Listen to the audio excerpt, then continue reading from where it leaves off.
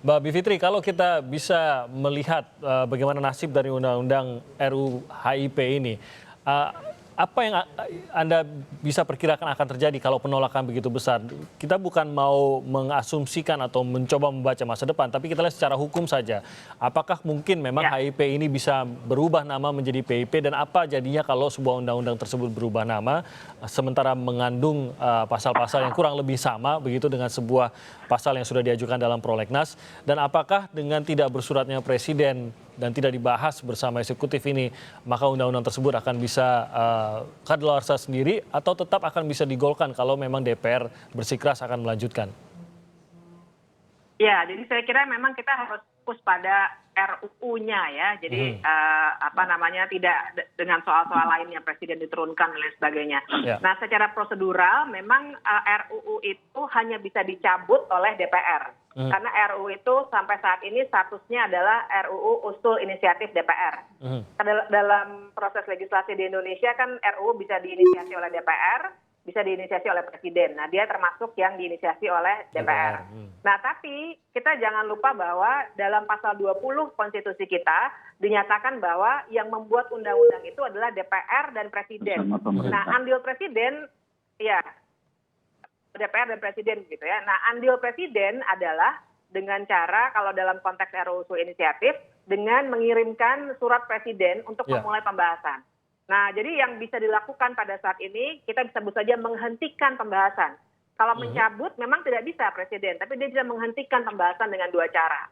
Yang pertama adalah kalau dia tidak mengirim surat Presiden, tapi ini sesuatu yang sesungguhnya kurang baik ya, karena di pasal 49 Undang-Undang 12 2011 sudah diatur mekanismenya. Kemudian Undang-Undang 12 2011 itu tentang pembentukan peraturan perundang-undangan. Nah, kemudian cara kedua adalah apabila ia mengirim surat Presiden, namun tidak disertai dengan daftar inventarisasi masalah. Jadi dia menyatakan bahwa dia menolak untuk membahas, jadi dia menghentikan pembahasan. Karena it takes two to tango, harus dua-duanya setuju. Maka sekali Presiden bilang saya tidak mau membahas, maka sebenarnya pembahasan itu tidak akan bisa dimulai. Ya, karena kalau dalam RUU 12 2011 tadi prosesnya itu perencanaan, penyusunan, pembahasan. Nah, kita belum sampai di tahap pembahasan. Berarti apa yang bisa dilakukan DPR? DPR bisa mencabutnya. Bagaimana? Dari sisi hukumnya akan sangat berbeda kalau Presiden tidak bersurat dengan Presiden bersurat dengan menyatakan menolak untuk membahas. Ini sangat berbeda begitu ya? Berbeda karena yang apabila ia tidak mengirim surat sama sekali, maka kita bisa pertanyakan lagi karena ada dasarnya dalam Undang-Undang 12 2011 tadi. Nah, jadi kontroversi serupa ini pernah terjadi dulu waktu RUU Pertembakawan 2 tahun yang lalu. Apakah Presiden mau mengirim surat dengan DIM atau tidak? Nah, waktu itu banyak kontroversi lah karena RUU Pertembakawan ini juga kontroversial juga ya karena soal industri tertentu. Nah, jadi presidennya sudah ada di situ. Nah, kalau pertanyaannya bisa nggak diubah undang-undangnya? Bisa, tapi harus dengan persetujuan semua fraksi di DPR lagi. Karena RUU HIP itu kan sudah menjadi judul dalam program legislasi nasional. Ya, jadi seandainya mau ada perubahan judul maupun perubahan isi, itu harus disepakati oleh semua fraksi. Jadi secara teoretik, secara peraturan perundang-undangan bisa saja, tapi berarti mesti ada proses politik yang dilakukan. Dan kalau mau mengubah judul itu juga tidak bisa kemudian isinya sama, kemudian judulnya saja diubah, pasti akan ada protes dari fraksi-fraksi. Kita tahu DPR juga kita tidak bisa anggap satu ya, ada banyak fraksi di situ yang semuanya harus setuju terlebih dulu. Gitu. Oke, jadi tapi saya mau tahu dari tanggapan dari apa yang dikatakan Mbak Bivitri tadi ke Bang Ali bahwa ternyata memang kalau kita katakan bola panasnya ada di DPR itu memang benar ada di DPR saat ini, tapi Presiden bukan berarti tidak bisa berbuat apa-apa. Saat ini kan Presiden memilih untuk tidak mengirimkan surat Presiden karena sedang fokus menangani COVID-19. Tapi di sisi lain sebenarnya kalau memang benar-benar ingin menolak, maka Presiden pun sudah bisa sebenarnya mengirimkan sikapnya terkait dengan RUU yang sedang dibahas DPR ini, Bang Ali. Saya ini bekas pimpinan Badan Legislasi Dewan Perwakilan Rakyat Republik Indonesia. Ya, Undang-Undang nomor 12 tahun 2011 itu adalah perubahan dari Undang-Undang Nomor 4. Saya mengerti itu. Artinya apa? Kalau presiden tidak mengirim surat presiden, tidak mengisi daftar isian masalah, di Undang-Undang 12 itu jelas. Artinya, kan kita tahu bahwa undang-undang menjelaskan bahwa dalam hal membuat rancangan undang-undang, sebuah rancangan undang-undang, itu adalah hak DPR dan hak pemerintah. Ya. Tetapi salah satu di antaranya menolak mengirim surat atau menolak memberikan tanggapan sama seperti DPR. Kalau undang-undang itu adalah hak inisiatif pemerintah, kemudian DPR menolak untuk mengisi dan tidak membahas di Dewan Perwakilan Rakyat Republik Indonesia, maka itu menunjukkan kepada sikap DPR bahwa pemerintah harus melakukan satu langkah-langkah karena ditolak oleh Dewan Perwakilan Rakyat Republik Indonesia. Ya, 5 tahun saya punya tugas itu di Badan Legislasi DPR RI. Demikian halnya kalau DPR, pemerintah dalam hal ini menolak mengisi daftar isian masalah DIM-nya, kemudian presiden tidak mengirim surat presiden, itu memberikan isyarat kepada DPR bahwa dengan catatan seperti yang kemarin disampaikan oleh Pak Menko Polhukam itu, Pak Profesor Mahfud MD, untuk DPR membahas dan bicarakan kembali mengkaji dengan para stakeholder tentang isi maupun pasal per pasal yang tadi dikemukakan oleh Mas Mukti tadi. Itulah yang selalu kita bilang bahwa inisiatif dan bola ini ada di Dewan Perwakilan Rakyat Republik Indonesia. Posisinya kan jelas itu, diatur dalam Undang-Undang Nomor 12 tahun 2011. Oke, tapi kalau dari posisi istana, pasal-pasal yang dipermasalahkan istana ini kita anggap bisa saja berbeda ataupun kurang lebih begitu ya dengan pasal-pasal yang kita anggap kontroversial. Tidakkah kalau tidak bersurat akhirnya pasal-pasal yang dipermasalahkan itu tidak tersampaikan kepada DPR? Inilah yang pasal-pasal yang kami masih permasalahkan begitu kalau tidak ada surat. Jangan lupa Mas bahwa semua aspirasi masyarakat dalam hal pembahasan rancangan undang-undang kemudian mendapatkan masukan dan tanggapan dari masyarakat, Presiden selalu memberikan perhatian atas tanggapan dan masukan dari masyarakat. Itulah juga yang berkali-kali saya juga mengatakan bahwa ketika sikap Presiden dalam satu masalah yang hendak dan akan dibahas oleh pemerintah, maka aspirasi masyarakat menjadi pertimbangan sangat penting. Jadi kalau sekarang masyarakat memberikan penolakan terhadap rancangan undang-undang ini, ya sudah. Itulah sikap yang hendak dilakukan oleh pemerintah atau Bapak Presiden Republik Indonesia. Demikian halnya dengan pasal-pasal dan ayat-ayat yang tadi dikemukakan oleh Mas Mukti itu. Oke, sebelum saya ke Pak Abdul Muti, saya mau tahu pendapat dari Mbak Bivitri sendiri. Apakah setuju dengan apa yang dinyatakan Bang Ali tadi bahwa seharusnya ini juga sudah sampai ke DPR tanpa harus ada surat resmi dari Presiden? Sudah sampai ke DPR, maksudnya aspirasi yang dikatakan tadi, ya. Pasal-pasal apa sebenarnya yang akan dipermasalahkan oleh istana begitu? Ya, saya yakin banyak sekali organisasi kemasyarakatan maupun organisasi non pemerintah yang sudah mengajukan ke DPR, dan kita tahu bahkan ada demonstrasi yang sudah dilaksanakan di luar gedung DPR begitu ya. Jadi kalau masalah aspirasi, kalau memang DPR peka terhadap aspirasi ini, menurut saya sih seharusnya DPR mencabut saja. Ya, tapi tentu saja tidak bisa dipungkiri orang-orang yang kemudian kita tahu melakukan pembakaran bendera lah segala macam. Tentu saja mau tidak mau mengaitkan Presiden Joko Widodo dengan partainya yaitu PDIP. Tapi baiklah itu persoalan politik begitu ya. Tapi saya kira memang ada dua cara ini. Dan mari buktikan saja siapa yang lebih responsif. Apakah seorang presiden, dan saya mendorong sekali presiden untuk responsif betul, hentikan proses pembahasannya, atau DPR. Nah DPR memang tantangannya dia harus selalu mengambil keputusan dengan semua fraksi yang ada sekarang begitu ya. Dan harus menjadi keputusan yang institusional. Sehingga pasti butuh waktu. Jadi saya kira disinilah harus tunjukkan betul siapa yang sebenarnya lebih peka terhadap masukan dari masyarakat. Kalau DPR mendengar, saya yakin pasti mereka sangat mendengar. Kan sudah ada yang komentar juga di media massa. Oke, nah Pak Abdul Muti, ini sampai saat ini kan kita mengetahui bahwa tadi juga Anda sudah menegaskan kembali sikap dan posisi Muhammadiyah terhadap dengan rancangan undang-undang HIP ini. Kalau tadi ada penggantian begitu nama dari HIP ke PIP, apakah Muhammadiyah akan mengkaji ulang lagi kah atau bagaimana? Mengingat kemungkinan besar ini akan seperti tadi kita bahas bahwa ini akan mencoba mengundang-undangkan isi dari Pancasila yang kemungkinan seperti dikatakan Mbak Bivitri tadi kemungkinan akan menjadi sesuatu yang kontroversial karena bukan begitu logika hukumnya untuk langsung diturunkan Pancasila ini. Ya, saya dalam pertemuan dengan Bapak Wakil Presiden sempat kami diundang mengadakan pertemuan khusus dan waktu itu juga hadir Pak Mahfud MD. Saya menyampaikan agar tidak ada usulan dari DPR untuk mengganti RUU HIP ini dengan nama apapun. Jadi jangan sampai hanya isinya sama diganti kemasannya. Bahkan ketika ada kompromi misalnya pasal 7 yang kontroversial itu di-drop, itu juga tetap akan mengundang kontroversi karena sekali lagi tadi Mbak Bivitri juga menyampaikan bahwa permasalahannya tidak hanya ada pada pasal 7 saja, tapi dalam hierarki hukum itu juga bermasalah, sehingga karena itu maka kami tentu berharap agar DPR ini melihat realitas masyarakat sebagai bagian dari keputusan yang harus mereka ambil dalam waktu yang secepat-cepatnya. Karena makin lama DPR menunda-nunda pengambilan keputusan, maka eskalasi berbagai macam aksi massa yang kemudian berpotensi menimbulkan kekerasan dan kemudian bisa juga terjadi misalnya konflik horizontal antar masyarakat, itu juga bisa saja terjadi. Harganya terlalu mahal bagi bangsa ini. Karena itu maka kami menghimbau kepada para anggota Dewan yang terhormat untuk jadilah negarawan.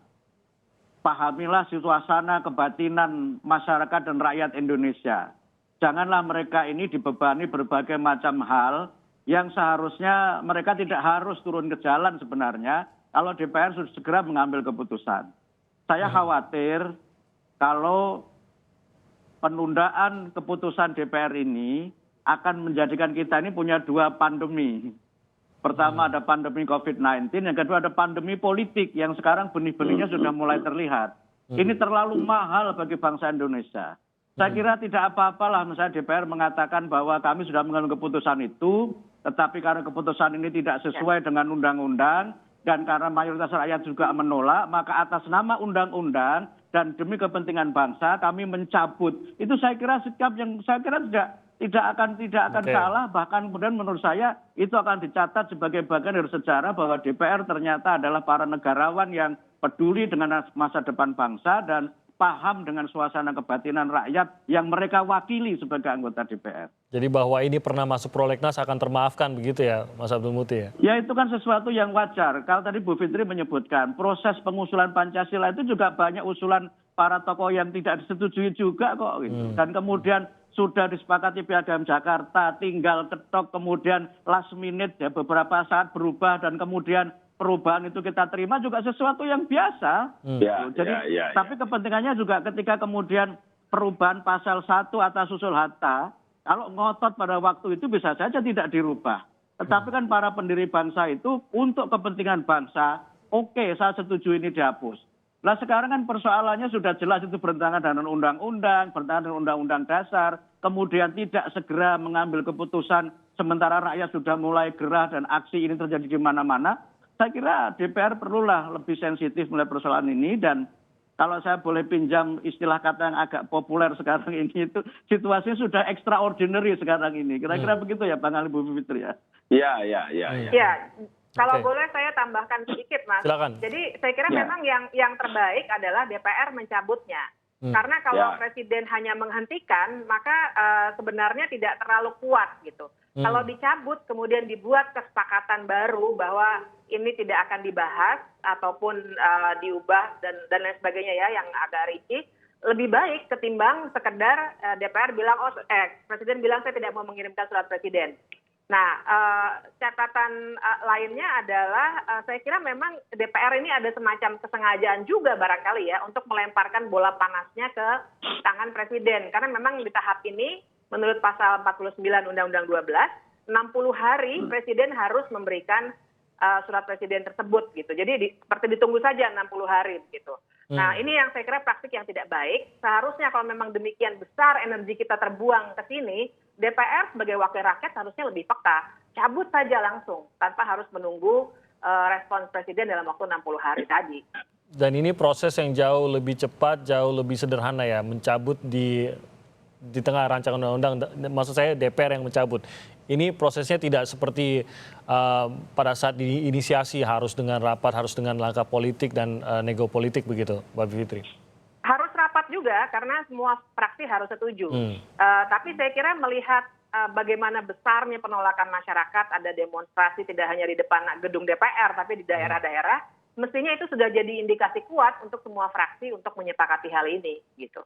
Oke, nah kalau dari sisi pengusul kan Bang Ali, ini kan tadi sempat terungkit juga bahwa ada yang membawa-bawa kepada Pak Jokowi dan partainya PDIP yang kita ketahui bahwa menjadi inisiator dari undang-undang tersebut. Nah bagaimana agar masyarakat juga mempercayai bahwa dalam hal ini Pak Jokowi berlaku sebagai presiden dan bukan hanya sebagai seorang kader yang mengikuti arahan dari partainya?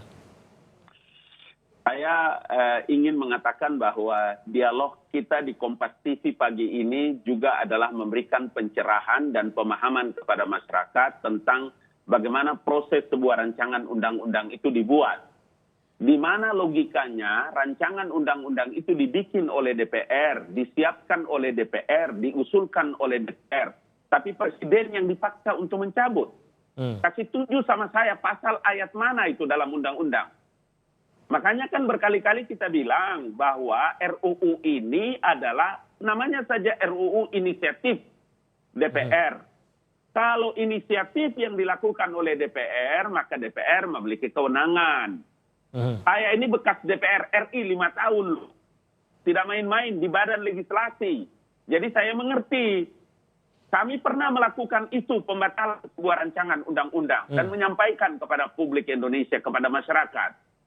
Ya, itu yang tadi saya bilang, dari perubahan Undang-Undang Nomor 4 ke Undang-Undang 12 tahun 2011 tentang cara pengaturan pembuatan undang-undang semua. Prosesnya jelas. Kalau itu inisiatif yang disiapkan oleh pemerintah, maka pemerintah mencabut, presiden punya kewenangan. Tapi ini kan hak dan kewenangan inisiatif dari RUU yang disiapkan oleh DPR. Kenapa pemerintah dan presiden yang dipaksa untuk mencabut itu undang-undang? Nggak mungkin, itu sesuatu yang bertentangan dengan undang-undang. Dan presiden mengerti itu. Makanya tidak membuat surat presiden, tidak mengisi daftar isian masalah, kirim kembali ke DPR. Orang kau yang memulai, tadi istilah bagus banget dari Mas Mauti. Kau yang memulai, kau pula yang mengakhiri. Jangan bola itu dilempar ke pemerintah. Karena pemerintah sedang benar-benar menghadapi penanganan COVID-19 ini. Berkali-kali kan kita katakan itu. Jadi ini sikap istana dan tidak akan berubah ya, walaupun tadi mungkin sedikit bisa digambarkan Mbak Bivitri ya, dalam menolak ataupun tidak mengirimkan walaupun ujungnya jangan menggunakan persepsi. Kita tidak boleh menggunakan persepsi dalam menjelaskan masalah ini, karena itu akan membuat rakyat sesat dan tersesat. Sebab rakyat harus diberikan pencerahan. Maka berkali-kali saya bilang kan, poin inilah yang menjadi penting sehingga ada pihak-pihak yang menggerakkan umat dan rakyat, berhentilah kalian. Karena ini akan membuat suasana yang tidak bagus dalam kehidupan kita berdemokrasi dan berpolitik di tanah air. Pak Muti, apakah sudah bisa mendengar suara saya? Tadi sempat ada gangguan. Sudah. Oke, Pak Muti, mungkin ini bagian terakhir, haruskah masyarakat tetap khawatir mengingat ini kan dilakukan oleh wakil kita, wakil rakyat kita. Seharusnya kita bisa mempercayakan hal ini. Kalau kita tanya pada masyarakat umum, sekali lagi hampir tidak pernah terpikirkan Pancasila ini akan ada yang mau menyenggol. Terutama saat ini, saat kita sudah masuk ke dalam demokrasi, dalam bentuk demokrasi kita saat ini begitu. Bisakah kita mempercayakan kepada wakil rakyat kita bahwa kalau ada yang ingin mengubah, memodifikasi Pancasila, maka wakil rakyatlah yang akan ikut berada di garda terdepan untuk menghentikan hal tersebut. Apakah kita bisa melepaskan hal tersebut dan mempercayakannya pada wakil rakyat, atau menurut Anda masyarakat akan tetap turun langsung untuk mengawal hal ini? Ya, demo-demo yang terjadi semakin meluas di berbagai wilayah tanah air ini menunjukkan ketidakpercayaan masyarakat kepada DPR. Dan ini semakin memperkuat berbagai riset yang selama ini kita baca bahwa tingkat kepercayaan masyarakat kepada wakilnya itu juga sangat rendah.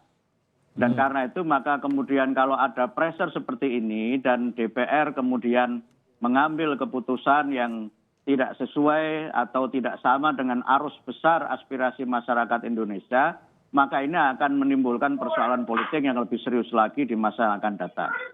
Karena itu maka menurut saya ya sebaiknya para anggota Dewan ini arif dan bijaksana, kemudian melihatlah bahwa tidak ada salahnya sebenarnya mencabut RUU ini, karena sekali lagi mencabut itu juga ada dasar undang-undangnya, tidak melanggar undang-undang, karena kalau sebuah undang-undang itu kemudian ditolak oleh masyarakat, kemudian menimbulkan ketidakpastian dan mengancam persatuan, itu menurut saya sesuatu yang sangat konstitusional, dan dengan melaksanakan konstitusi itu saya kira DPR sekali lagi akan dilihat sebagai lembaga yang mewakili rakyat dan lembaga yang mengutamakan kepentingan bangsa dan negara di atas kepentingan partai atau di atas kepentingan golongan. Bahkan menurut saya bisa saja kan, misalnya mungkin sebagian DPR merasa malu dan sebagainya, tetapi menurut saya malu untuk kepentingan bangsa itu tidak apa-apa daripada tidak punya rasa malu dalam rangka mengatur bangsa ini gitu. Baik, kalau begitu kita akan lihat nanti bagaimana nasib dari RUU HIP ini, apakah benar yang memulai yang akan mengakhiri juga. Terima kasih banyak